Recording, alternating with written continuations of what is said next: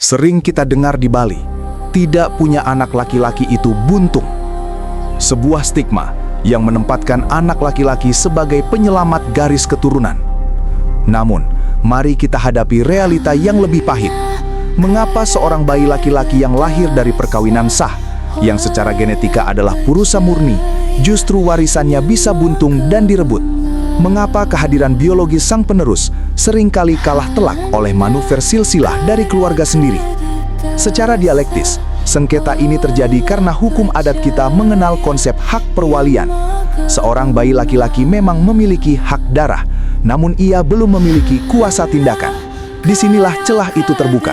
Keluarga besar, paman atau sepupu, seringkali menggunakan tameng nyungsung kawitan untuk menguasai aset.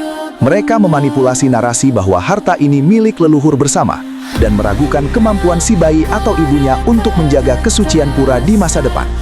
Di sini, keserakahan ekonomi dibungkus dengan sangat rapi menggunakan retorika spiritual dan kolektivitas adat. Mari kita bercermin pada nurani terdalam. Apakah kita benar-benar takut garis keturunan kita putus, atau kita hanya takut kehilangan kontrol atas tanah dan bangunan? Ironisnya, mereka yang berteriak paling keras tentang menjaga adat, seringkali adalah mereka yang paling tega memutus hak keponakannya sendiri. Ini adalah krisis spiritual di mana sanggah dan merajan dijadikan instrumen legitimasi untuk menyingkirkan darah daging sendiri.